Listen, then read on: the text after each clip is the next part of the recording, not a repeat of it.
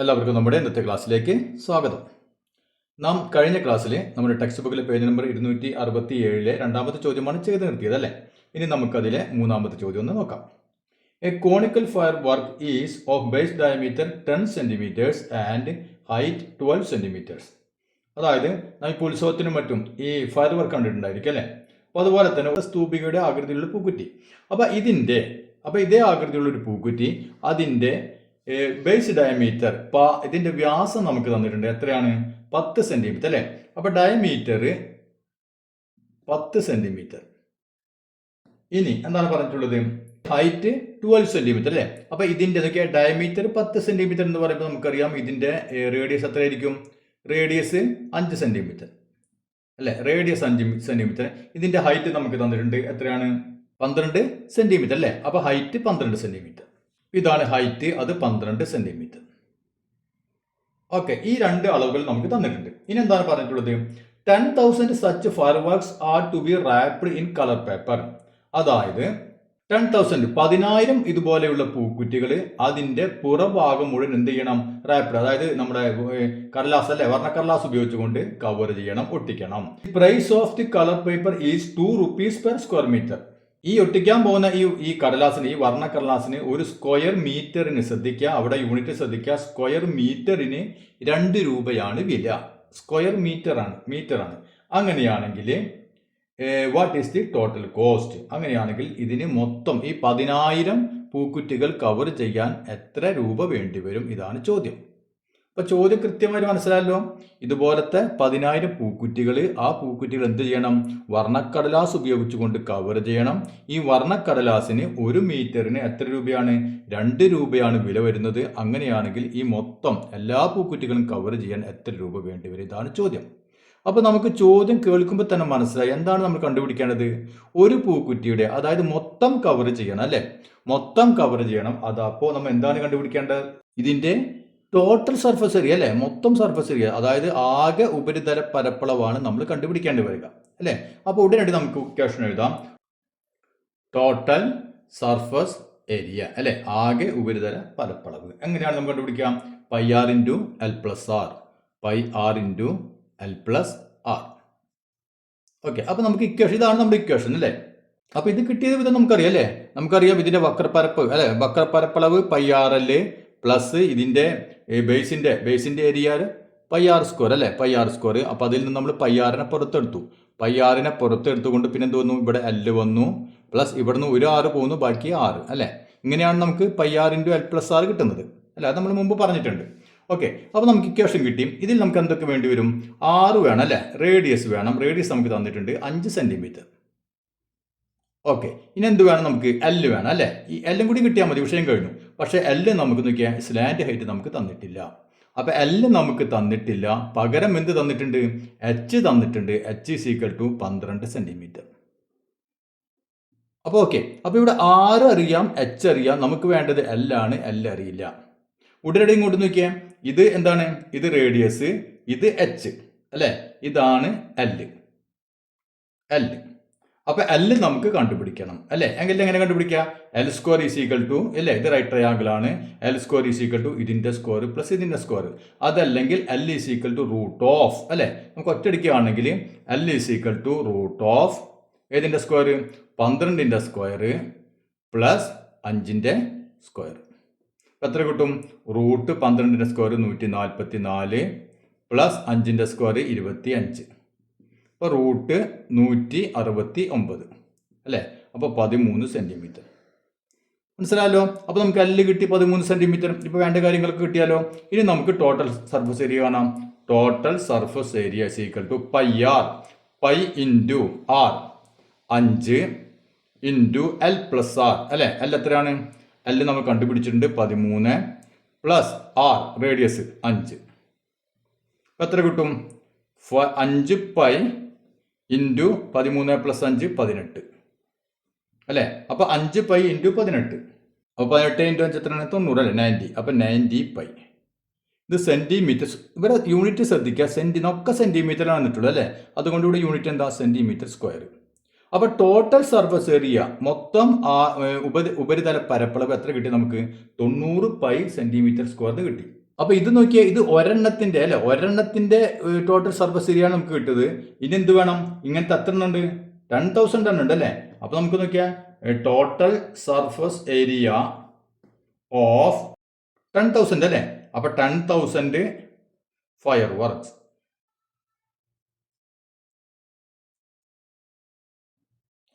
അതായത് 10,000 പൂക്കുറ്റികളുടെ ഉപരിതല പരപ്പളവ് അല്ലേ.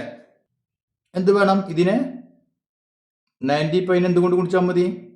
10,000 കൊണ്ട് ഗുണിക്കുക അല്ലേ. 10,000. അപ്പോൾ നമുക്ക് എത്ര കിട്ടി? 90 ഇട്ടു, പിന്നെ 1 2 3 4 0, 1 2 3 4 0 ചേർത്തു, അത്രയും പൈ സെൻറ്റിമീറ്റർ സ്ക്വയർ. ഇനിയാണ് ശ്രദ്ധിക്കേണ്ട കാര്യം, നമ്മളോട് പറഞ്ഞിട്ടുള്ളത് നോക്കിയാൽ 1 മീറ്റർ സ്ക്വയറിന് 2 രൂപ അല്ലേ.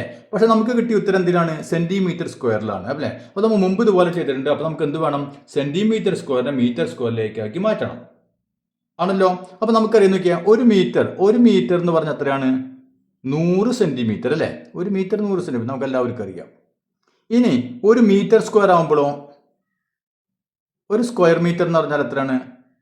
ഇവിടെ നമ്മൾ സ്ക്വയർ കൊടുക്കുമ്പോൾ ഇവിടെയും സ്ക്വയർ വരും അല്ലേ. അപ്പോൾ 100ന് അതിൻ്റെ സ്ക്വയർ. ഇവിടെ 1 മീറ്റർ 100 സെൻറ്റിമീറ്റർ, 1 സ്ക്വയർ മീറ്റർ എന്ന് പറയുമ്പോൾ എന്ത് വേണം? ഇതിൻ്റെയും സ്ക്വയർ കാണണല്ലേ. അപ്പോൾ 100ൻ്റെ സ്ക്വയർ എത്ര വരും? 100 ഇട്ടിട്ട് ഇവിടെ 2 0 ആണെങ്കിൽ 2 0 കൂടി ചേർത്ത് കൊടുക്കണം അല്ലേ. അപ്പോൾ 4 0 വന്നു. അപ്പോൾ ഇത്രയും സ്ക്വയർ സെൻറ്റിമീറ്റർ. അപ്പോൾ 1 സ്ക്വയർ മീറ്റർ എന്ന് പറഞ്ഞാൽ 10,000 എന്താണ്? സ്ക്വയർ സെൻറ്റിമീറ്റർ ആണ്. ക്ലിയർ ആയല്ലോ. ഓക്കെ, അപ്പോൾ അത് നമുക്കറിയാം അല്ലേ. അപ്പോൾ ഇവിടെ നോക്കിയാൽ ഇവിടെ എത്ര സ്ക്വയർ സെൻറ്റിമീറ്റർ ഉണ്ട്? 9 ലക്ഷം അല്ലേ. 9 ലക്ഷം പൈ സ്ക്വയർ സെൻറ്റിമീറ്റർ ഉണ്ട്. അപ്പോൾ ഇതിനെ നമ്മൾ മീറ്റർ സ്ക്വയർ മീറ്ററിലാക്കണം. എന്ത് ചെയ്യണം? ഇതിൽ എത്ര എന്തുണ്ട് നോക്കണം? 10,000 ഉണ്ടോ എന്ന് നോക്കിയാൽ മതി അല്ലേ. അപ്പോൾ ഇതിൽ എത്ര 10,000 ഉണ്ടോ എന്ന് നോക്കുക. അതായത് ഇതിന് നാം എന്ത് ചെയ്യണം? 10,000 കൊണ്ട് ഡിവൈഡ് ചെയ്യുക. ക്ലിയർ ആയില്ലേ. അപ്പോൾ അത്രയും സ്ക്വയർ മീറ്റർ ആണ് നമുക്ക് കിട്ടും. മനസ്സിലായല്ലോ. അപ്പോൾ ഇതിനെ 10,000 കൊണ്ട് ഡിവൈഡ് ചെയ്യാം. ഈക്വൽ ടു എന്ത് വേണം? പൈ ബൈ എന്ത് വേണം? 10,000. ഇവിടെ 1 2 3 4 0 ക്യാൻസൽ ചെയ്തു. 1 2 3 4 0 ക്യാൻസൽ ചെയ്തു. അപ്പോൾ നമുക്ക് നോക്കിയാൽ ഇവിടെ എത്ര കിട്ടി? 90 പൈ അല്ലേ. അപ്പോൾ 90 പൈ സെൻറ്റിമീറ്റർ അല്ല എന്തായി? Square metre. മനസ്സിലായല്ലോ. അപ്പം 90 പൈ സ്ക്വയർ മീറ്റർ ആണ് ഈ 10,000 ഫയർ വർക്കിൻ്റെ ഏരിയ അല്ലേ. ഇതിൻ്റെ ടോട്ടൽ കോസ്റ്റ് എന്ത് വരും? ടോട്ടൽ കോസ്റ്റ് നോക്കിയേ. ആകെ ഏരിയ ഇത്ര അല്ലേ? 90 പൈ ആണ് ആകെ ഏരിയ. അതിനെന്തുകൊണ്ട് ഗുണിക്കണം? ഒരു സ്ക്വയർ മീറ്ററിന് എത്ര രൂപയാണ്? 2 രൂപ അല്ലേ. അങ്ങനെയാണെങ്കിൽ ഇത്ര സ്ക്വയർ മീറ്റർ ഉണ്ട് അല്ലേ. അപ്പോൾ നമുക്ക് എത്ര കിട്ടും? 180 പൈ അല്ലേ. 180 പൈ റുപ്പീസ്. അതായത് 180 ഇൻറ്റു പൈയുടെ വില എത്രയാണ്? 3.14. അപ്പോൾ ഇതൊന്ന് ഗുണിച്ച് നോക്കാം. അപ്പോൾ നമുക്ക് എന്ത് കിട്ടി? ഇതിൻ്റെ ടോട്ടൽ കോസ്റ്റ് നമുക്ക് കിട്ടി. ഓക്കെ, അപ്പോൾ നമുക്കൊന്ന് ഗുണിച്ച് നോക്കിയാൽ 150 ഇൻറ്റു 3.14 അല്ലേ. അപ്പോൾ ആദ്യം നമ്മൾ പോയിന്റ് കളഞ്ഞിട്ട് 314 18 കൊണ്ട് ഗുണിക്കുക. അതിനുശേഷം 0 ചേർത്ത് കൊടുക്കുക. പിന്നെ 2 സ്ഥാനം നീക്കി പോയിന്റ് ഇടുക അല്ലേ. അപ്പോൾ നമുക്ക് എത്ര കിട്ടുമെന്ന് നോക്കിയാൽ 565.2 കിട്ടും സാർ അല്ലേ. അതായത് 565 രൂപ. പോയിന്റ് കഴിഞ്ഞിട്ട് ഇവിടെ ഒരു 0 ഇട്ട് കൊടുക്കുക അല്ലേ. അതായത് 20 പൈസ. 2 പൈസ അല്ല, 20 പൈസ. അപ്പോൾ 565 രൂപ 20 പൈസയാണ്. ഇത്രയും രൂപയാണ് ഇതിൻ്റെ ടോട്ടൽ കോസ്റ്റ് വരിക. അപ്പോൾ ഇവിടെ നിങ്ങൾക്ക് നോക്കിയാൽ നമുക്ക് 90 പൈ എന്ന് കിട്ടി അല്ലേ. 90 പൈ സ്ക്വയർ മീറ്റർ എന്ന് കിട്ടി. ഇവിടെ തന്നെ നമുക്ക് പൈ കൊണ്ട് ഗുണിച്ചിടാം അല്ലേ. ഇവിടെ തന്നെ പൈ കൊണ്ട് ഗുണിച്ചിടാം. ആ ഉത്തരത്തെ എന്ത് ചെയ്താൽ മതി? 2 രൂപ അല്ലേ. 2 കൊണ്ട് ഗുണിച്ചാലും മതി. എങ്ങനെ വേണമെങ്കിലും ചെയ്യാം. ക്ലിയർ ആയില്ലേ. ഇനി നമുക്ക് 4ാമത്തെ ചോദ്യം ഒന്ന് ചെയ്ത് നോക്കാം. Prove that for a cone made by rolling up a semi circle the area of the curved surface is twice the base area. അതായത് ഇവിടെ ഒരു സെമി സർക്കിൾ, ഒരു അർദ്ധവൃത്തം. ഈ അർദ്ധവൃത്തം വളച്ചിട്ട് എന്തുണ്ടാക്കുന്നു? ഒരു വൃത്തസ്തൂപ ഉണ്ടാക്കുന്നു. മനസ്സിലാലോ. ഇത് അർദ്ധവൃത്തമാണ്. അപ്പൊ അർദ്ധവൃത്തം വളച്ചിട്ട് എന്തുണ്ടാക്കുന്നു? വൃത്തസ്തൂപ ഉണ്ടാക്കുന്നു. ഇനി എന്താണ് നമ്മൾ ചെയ്യേണ്ടത്? Prove that the curved surface area is twice the base area അല്ലേ. അപ്പൊ ഇങ്ങനെ ഉണ്ടാക്കി കഴിഞ്ഞാൽ ഇതിന്റെ കർവ്ഡ് സർഫസ് ഏരിയ, അതായത് വക്രതല പരപ്പളവ് എന്തിന്റെ ഇരട്ടിയായിരിക്കും? ഇതിന്റെ ബേസ് ഏരിയയുടെ ഇരട്ടിയായിരിക്കും എന്നാണ് നമ്മൾ പ്രൂവ് ചെയ്യേണ്ടത്. ചോദ്യം ക്ലിയർ ആയല്ലോ. ഇത് സെമി സർക്കിളാണ്. സെമി സർക്കിൾ നമ്മൾ ഇങ്ങനെ വളച്ചു വെച്ചുകൊണ്ട് ഇതുപോലെ ഒരു വൃത്തസ്തൂപി ഉണ്ടായിക്കഴിഞ്ഞാൽ ഇതിന്റെ വക്രതല പരപ്പളവ് എന്തിന് തുല്യമായിരിക്കും? ഇതിന്റെ ഇരട്ടിയായിരിക്കും. ഈ ബേസ് ഏരിയയുടെ ഇരട്ടിയായിരിക്കും എന്നാണ് നമ്മൾ പ്രൂവ് ചെയ്യേണ്ടത് അല്ലേ. അപ്പൊ നമുക്ക് നോക്കിയാൽ ഈ ബേസ് ഏരിയ നമുക്കറിയാം അല്ലെ. ബേസ് ഏരിയ എന്താണ്? പൈ ആർ സ്ക്വയർ അല്ലേ. Pi R square. ഇത് റേഡിയസ് ആണെങ്കിൽ ബേസ് ഏരിയ എന്ന് പറഞ്ഞാൽ പൈ ആർ സ്ക്വയർ ആണ് നമുക്കറിയാം അല്ലേ. ഇനി ഇതിന്റെ കർവ്ഡ് സർഫസ് ഏരിയയോ? കർവ്ഡ് സർഫസ് ഏരിയ അതായത് വക്രതല പരപ്പളവ് എന്താണ്? അങ്ങനെയാണ് നമ്മൾ കണ്ടുപിടിക്കുക. പൈ ആർ എൽ അല്ലേ. Pi into r into L. അപ്പൊ ഇത് എൽ ആണെങ്കിൽ pi into r into L അല്ലെ. ഇതാണ് വക്രതല പരപ്പളവ്. അപ്പൊ നമുക്ക് എന്താണ് പ്രൂവ് ചെയ്യേണ്ടത്? ഇതിന്റെ ഇരട്ടിയായിരിക്കും ഇത് പൈ ആർ എൽ എന്നാണ് പ്രൂവ് ചെയ്യേണ്ടത് അല്ലെ. അപ്പൊ നമുക്ക് ഇവിടെ നോക്കിയാൽ ഇവിടെ പൈ ആർ സ്ക്വയർ, ഇവിടെ പൈ ആർ എൽ അല്ലെ. അപ്പൊ ഈ എല്ലിനെ നമുക്ക് ഏതിന്റെ രൂപത്തിലേക്ക് കൊണ്ടുവരണം? ആറിലേക്ക് കൊണ്ടുവരണം അല്ലെ. എങ്കിൽ മാത്രമേ നമുക്ക് എന്ത് ചെയ്യാൻ പറ്റുള്ളൂ? ഇതിന്റെ ഇരട്ടിയാണ് അല്ലെങ്കിൽ എത്രയാണ് നമുക്ക് കണ്ടുപിടിക്കാൻ പറ്റുള്ളൂ. അപ്പൊ ഇവിടെ എല്ലിനെ നമുക്ക് തൽക്കാലത്തേക്ക് മാറ്റി നിർത്തണം. അപ്പൊ അതിന് നമുക്ക് എന്ത് ചെയ്യേണ്ടി വരും? അതിന് നമുക്ക് ആദ്യം നോക്കിയാൽ ഇത് ആറാണെന്ന് നമുക്കറിയാം അല്ലെ. ഇത് റേഡിയസ്. ഇത് നോക്കിയാൽ ഈ റേഡിയസ്, ഇതിന്റെ റേഡിയസ് നമുക്ക് ക്യാപിറ്റൽ ആർ കൊടുത്തു.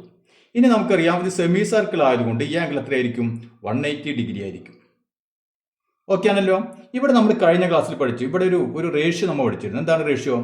എക്സ് ബൈ 360 അല്ലെ. എക്സ് ഈ ആംഗിള് ബൈ ടോട്ടൽ ആംഗിൾ. അപ്പൊ എക്സ് ബൈ 360 സീക്വൽ ടു എന്തായിരിക്കും? ഇതിന്റെ 6 ബൈ ഇതിന്റെ 6. ഓർമ്മയുണ്ടല്ലോ. Small R by capital R. ഇത് നമ്മൾ പഠിച്ചതാണ് അല്ലേ. അപ്പൊ അങ്ങനെയാണെങ്കിൽ നോക്കിയാൽ എക്സ് നമുക്കറിയാം 180 ഡിഗ്രി ആണെന്ന് അറിയാം. അപ്പൊ ഇവിടെ നമുക്ക് 180 by 360 is equal to R by R. Okay ആണല്ലോ. ഇനി 180 ബൈ 360 എന്നാണ് നമുക്കറിയാം അല്ലേ. 1/2 is equal to R by R അല്ലെ. അങ്ങനെയാണെങ്കിൽ നമുക്ക് ക്രോസ് ചെയ്ത് ഗുണിക്കുമ്പോൾ എന്ത് വരും? ആർ ഈ സീക്വൽ ടു എന്ത് വരും? 2r എന്ന് വരും അല്ലെ. R small R capital R ഈ സീക്വൽ എന്ത് വരും? ക്രോസ് ചെയ്യുമ്പോൾ 2r. ആർ ഈ സീക്വൽ ടു 2r എന്ന് കിട്ടി അല്ലെ. ഈ ആർ എന്ന് പറഞ്ഞത് എന്തായിരിക്കും സംഭവം? ഈ ആർ ആണ് ഈ വൃത്തസ്തൂപിയുടെ എല്ല് അല്ലെ. നമുക്കറിയാമത് അല്ലെ. ഈ ആർ ആണ് ഇതിന്റെ എല്ല്. ഇങ്ങനെ വളച്ചു വെക്കുമ്പോൾ ഇതിന് എല്ല് വരുന്നത് അല്ലെ. അപ്പൊ ഈ ആർ എന്താകുന്നു? ഇവിടെ എൽ ആകുന്നു. ശരിയാണല്ലോ. അപ്പൊ നമുക്ക് അങ്ങനെയാണെങ്കിൽ ഈ ആറിന് പകരം എൽ എന്ന് കൊടുത്താലും ശരിയാവുമല്ലോ. ആവും അല്ലെ. അപ്പൊ നമുക്ക് ഇവിടെ നോക്കിയാൽ L is equal to 2r എന്ന് കിട്ടി. ക്ലിയർ ആയില്ലേ? ആർ എന്ന് പറഞ്ഞ എന്താണ്? R is equal to L. ആറും എല്ലും ഈക്വലാണ്, തുല്യമാണ് അല്ലെ. അതുകൊണ്ട് നമുക്ക് ആറിന്റെ പകരം എൽ എന്ന് എഴുതി L is equal to 2r എന്ന് കിട്ടി. ഓക്കെ. അങ്ങനെയാണെങ്കിൽ നമുക്ക് ഇത് കണ്ടുപിടിക്കാലോ. Curved surface area is equal to pi r L ആണ്. അതായത് പൈ ഇൻറ്റു ആർ ഇൻറ്റു എല്ലിന് പകരം എന്ത് കൊടുക്കാം? 2r എന്ന് കൊടുക്കാം. അപ്പൊ നമുക്ക് എന്ത് കിട്ടി? Pi into r into 2r അല്ലെ. അതായത് 2 പൈ ആർ സ്ക്വയർ അല്ലെ. 2 പൈ 2r അല്ലെ ആർ സ്ക്വയർ. അപ്പൊ ഇവിടെ നമുക്ക് ബേസ് ഏരിയ എത്ര കിട്ടിയത്? പൈ ആർ സ്ക്വയർ അല്ലെ. ഇവിടെ കർവ്ഡ് സർഫസ് ഏരിയ കിട്ടിയത് 2 ഇൻറ്റു പൈ ആർ സ്ക്വയർ അല്ലെ. അതായത് curved surface area is equal to എഴുതാം 2 ഇൻറ്റു ബേസ് ഏരിയ അല്ലെ. ബേസ് ഏരിയയുടെ ഇരട്ടി കണ്ട 2 ഇൻറ്റു പൈ ആർ സ്ക്വയർ അല്ലെ. 2 ഇൻറ്റു പൈ ആർ സ്ക്വയർ. അപ്പൊ നമുക്ക് എന്ത് എഴുതാം? The curved surface area is equal to 2 into base area. അപ്പൊ അത് ക്ലിയർ ആയല്ലോ. ഇനി നമുക്ക് പഠിക്കാനുള്ളത് വോളിയം ഓഫ് എ കോൺ. ഒരു കോണിന്റെ വോളിയം വ്യാപ്തം എങ്ങനെയാണ് കാണുക എന്നുള്ളതാണ്. അപ്പൊ നമുക്കതൊന്ന് നോക്കാം.